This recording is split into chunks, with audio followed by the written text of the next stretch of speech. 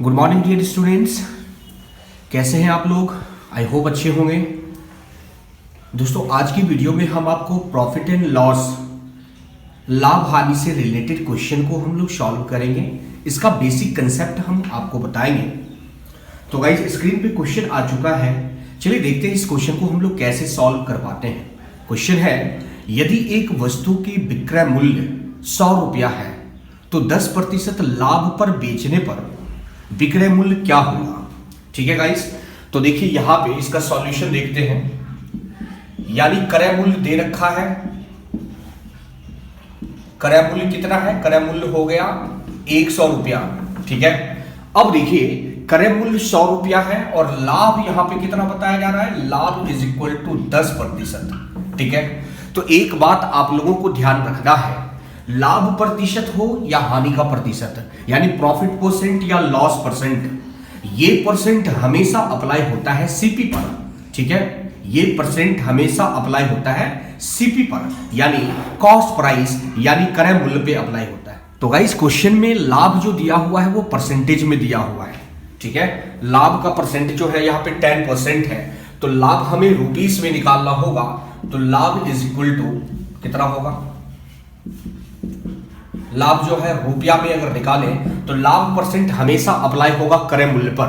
तो क्रय मूल्य कितना हो गया? 100 इंटू लाभ का परसेंट कितना है? 10%। तो 10%, तो 10 डिवाइडेड बाय 100, 100 कैंसिल होगा, यानी 10 रुपये का लाभ हो गया। ठीक है, अब देखिए क्रय मूल्य 100 रुपया है, लाभ निकाल चुके हैं हम लोग 10 रुपया। अब देखिए विक्रय मूल्य क्या हुआ? विक्रय मूल्य इज इक्वल टू कितना होगा?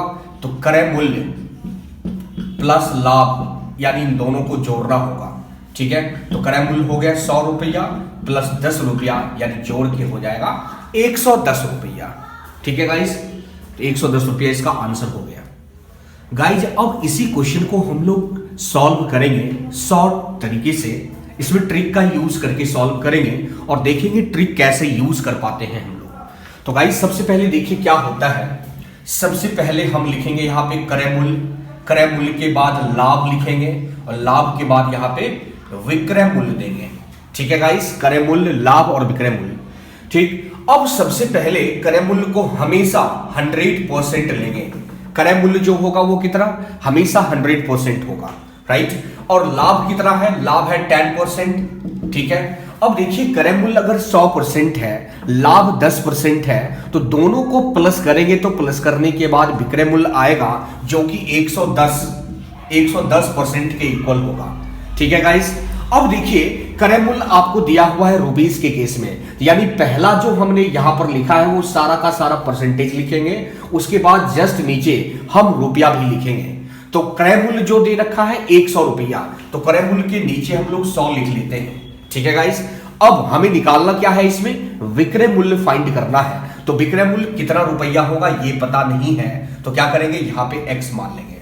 तो गाइस, अब देखिए क्रय मूल्य के केस में परसेंटेज और रुपया ये दोनों पता है। विक्रय मूल्य के केस में भी आप देख लीजिए, लेकिन लाभ का सिर्फ परसेंटेज दिया हुआ है। एक काम करेंगे, हम इसे छोड़ देंगे, राइट, और इन दोनों को क्रॉस मल्टीप्लाई कर लेंगे। अब देखिए 100 into x, 100 into x is equal to 110 गुना 100, 110 गुना 100। ठीक है, तो x इज इक्वल टू क्या हो जाएगा? 110 गुना 100 डिवाइडेड बाय, ये 100 मल्टीप्लाई में है, ये डिवाइड हो जाएगा, तो 100 कैंसिल, यानी 110 रुपया ये हमारा विक्रय मूल्य हो जाएगा। ठीक है गाइस, इसे शॉर्टकट तरीके से ऐसे भी बना सकते हैं। तो गाइस, अब लाभ हानि से रिलेटेड अगला क्वेश्चन देखते हैं। देखिए अगला क्वेश्चन क्या है। यदि एक वस्तु का क्रय मूल्य 400 रुपया है, यानी एक वस्तु को हम लोगों ने 400 रुपया में खरीदा और उसे बेचने की जब बारी आई तो बेचते समय हमें लॉस हो गया है 20% का। ठीक है, तो बोला जा रहा है जो विक्रय मूल्य क्या होगा, ये विक्रय मूल्य हमें निकालना है। ठीक है, तो देखिए क्रय मूल्य कितना है। तो क्रय मूल्य की बात अगर करें तो क्रय मूल्य दिया हुआ है यहां पर 400 रुपया। ठीक है गाइस, फिर यहां पे हानि की बात करें तो हानि दे रखा है कितना? 20%। अब देखिए गड़बड़ी यहीं पर है। ये हानि जो दिया हुआ है ये 20% है, यानी हानि रुपया में नहीं है, परसेंट में दिया हुआ है। क्रय मूल्य तो ठीक है क्योंकि क्रय मूल्य जो है वो रुपीस में दिया हुआ है, राइट। तो यानी ये हानि जो है ये 20%, ये परसेंटेज में दिया हुआ है। हम सबसे पहले हानि फाइंड करेंगे, निकालेंगे रुपीस में, यानी रुपया में कितना होगा। तो हानि इज इक्वल टू कैसे निकालेंगे, रुपया में। अब हानि का परसेंट हमने आपको जस्ट बताया, जो लाभ का परसेंट हो या हानि का परसेंट, हमेशा ये परसेंटेज अप्लाई होगा सीपी पर, ठीक है गाइस। तो लाभ का प्रतिशत हो या हानि का प्रतिशत, ये हमेशा क्रय मूल्य पे ही अप्लाई होता है। तो देख लीजिए हानि प्रतिशत 20% है, ये अप्लाई करेंगे, ये लगाएंगे हम परसेंटेज किस पे, क्रय मूल्य पे। तो क्रय मूल्य कितना है 400 इंटू 20%, यानी 20 डिवाइडेड बाय 100, ये 0000 गया। तो यानी 4 गुना 20 कितना होगा 80 हो गया, ठीक है। तो हानि आ चुका है। तो अब देखिए फॉर्मूला का यूज करते हैं हम लोग। तो फॉर्मूला क्या यूज करेंगे, तो फॉर्मूला होगा आपका क्रय मूल्य माइनस लाभ, सॉरी ये लाभ नहीं कि इस तो हानि का है, क्रय मूल्य माइनस हानि इज इक्वल टू क्या निकल जाएगा आपका विक्रय मूल्य। ये माइनस करने से क्या निकलेगा विक्रय मूल्य। अब देखिए क्रय मूल्य कितना है, तो क्रय मूल्य हमारा 400 रुपया है, तो 400 माइनस हानि अभी जस्ट निकाल चुके हैं 80 रुपया इज इक्वल टू विक्रय मूल्य, राइट। तो विक्रय मूल्य इज इक्वल टू कितना हो जाएगा, ये माइनस करेंगे यानी 320 के बराबर हो जाएगा, ठीक है गाइस। यानी इसका मतलब ये हुआ हमने जो वस्तु खरीदा था 400 में, और वो 400 में खरीद के 20% की हानि पे हमने बेचा, ठीक है। तो विक्रय मूल्य हमारा कितना होगा, यानी इसका मतलब हमने बेचा उसे 320 रुपये में, ठीक है गाइस। तो चलिए देखते हैं इसी क्वेश्चन को अब शॉर्टकट तरीके से देखेंगे कैसे हम सॉल्व कर सकते हैं। तो गाइस सबसे पहले यहां पे लिखना पड़ेगा हमको क्रय मूल्य के बाद अब ये क्वेश्चन जो है हानि से रिलेटेड है, तो हम यहां पे हानि लिखेंगे, क्रय मूल्य, उसके बाद हानि के बाद हमें क्या लिखना होगा विक्रय मूल्य, ठीक है गाइस। विक्रय मूल्य, क्रय मूल्य जब भी होगा वो 100% होगा, क्रय मूल्य हमेशा 100% होगा। अब हानि कितना हो रहा है 20% की हानि हो रही है, तो क्रय मूल्य अगर 100% है, हानि 20%, तो ये माइनस होके विक्रय मूल्य होगा, राइट, यानी 80% हो जाएगा, ठीक है गाइस। अब देखिए ये परसेंटेज वाला लाइन तो कंप्लीट हो चुका है, अब एक लाइन और भी नीचे हमें देना होगा जो कि रुपया से रिलेटेड होगा, ठीक है। अब देखिए इस क्वेश्चन में रुपया सिर्फ एक ही दिया हुआ है 400, और वो भी क्या है क्रय मूल्य। तो क्रय मूल्य के नीचे में हम लोग 400 लिख लेंगे। निकालना क्या है हम लोगों को विक्रय मूल्य, यानी यहां पर निकालना है तो x लिख लेंगे, ठीक है गाइस। तो क्या करना है अभी यहां पे इसे क्रॉस मल्टीप्लाई कर लेंगे।